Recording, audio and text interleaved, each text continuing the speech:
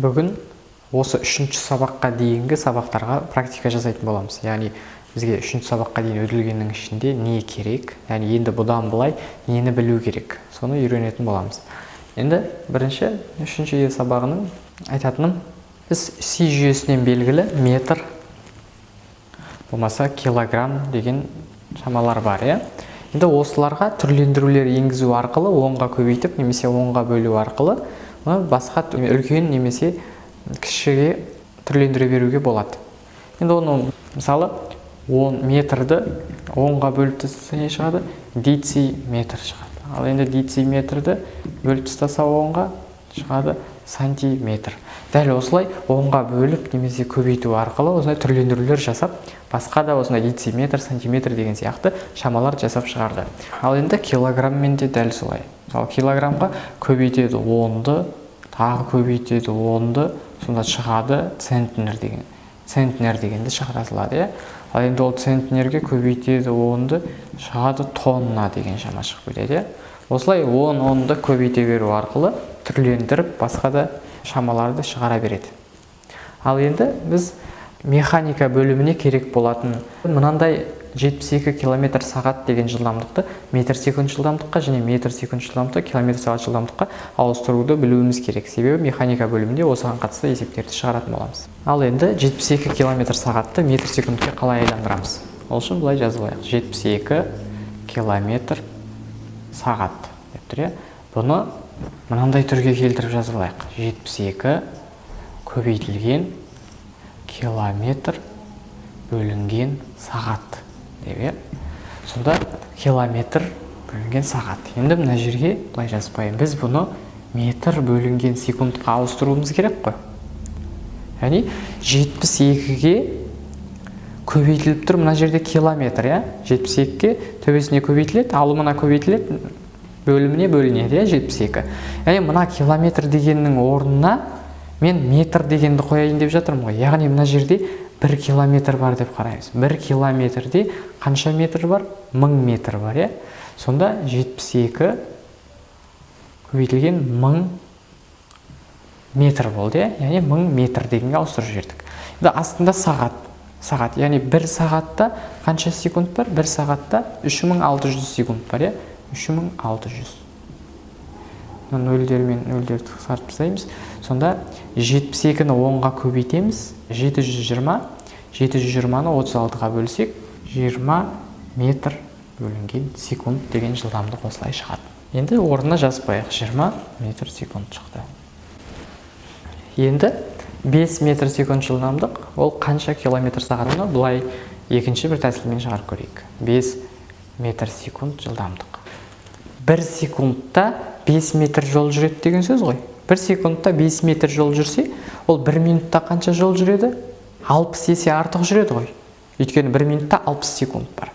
Сонда 60-қа көбейтетін болсақ, 5 көбейтілген 60, онда ол метр бөлінген минут болады ғой. Яғни 1 минутта қанша метр жүретінін тауып алып жатырмыз, Сонда 6 5 30, 300 метр бөлінген минут. 300 метр бөлінген минут шықты, Ал енді минут, яғни сағатта қанша жүреді екен? Сағатта дәл солай 60 есе артық қой минуттан. Сонда тағы да 60-қа көбейтсек, 18, 300 көбейтілген 60, бұл метр сағат болып тұр, Яғни 1 сағатта бұл 18.000 метр сағат жол жүреді екен. Яғни 1 сағатта 18.000 метр жүреді екен. Ал енді 18.000 метр деген сөз, ол 18 километр ғой. Сонда 18 километрді 1 сағатта жүреді деген сөз. Сонда сағатына 18 километр жүретін жылдамдық. Сонда 5 метр секунд дегеніміз 18 километр сағат жылдамдық екен, Бұл бірінші тәсіл. Ал екінші тәсіліміз жаңағы бірінші километр сағатты метр секундке айландырғандағыдай амал. 5 метр секундты былай жазып аламыз, метр бөлінген секунд.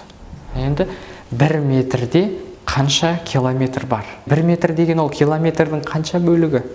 Километрдің 5 метр көбейтілген, 10 көбейтілген минус 3 дәрежесі. Яғни 1 метр деген километрдің 10-ның минус 3 дәрежесі. Ал енді секунд дегеніміз қанша бөлігі? Секунд деген сағаттың 3600-ден бір бөлігі ғой, яғни бір бөлінген 3600 сағат. Сонда километр сағатқа ауысып тұр.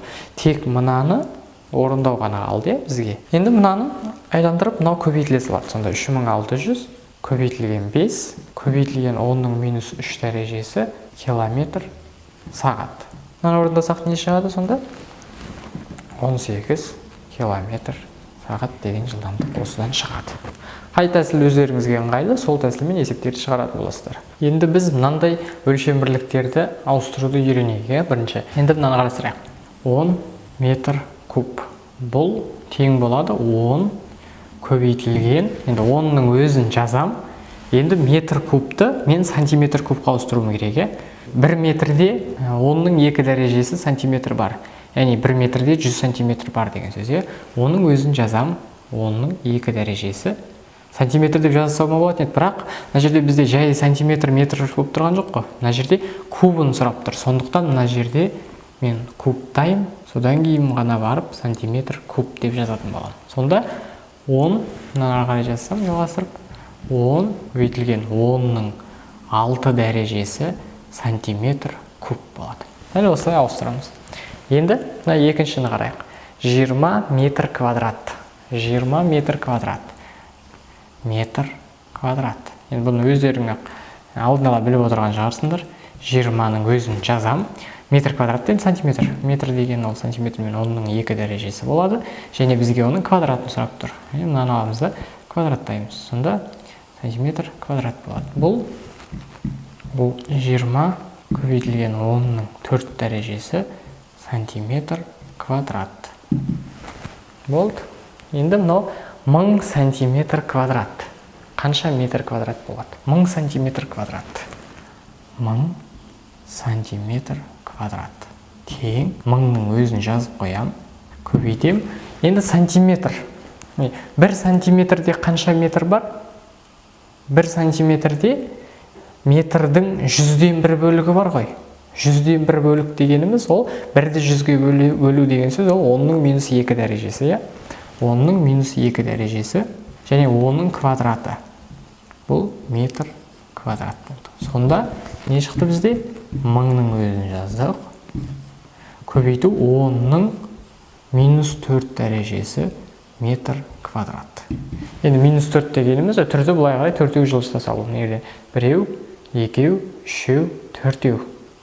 0,1 метр квадрат деген сөз. 0,1 метр квадрат. Осылай ауыстыра береміз. Ал енді өздерің үйде 10 сантиметр куб қанша миллиметр куб болатын есептеп көріңдер. Осымен сабағымыз аяқталды. Келесі сабақта кездескенше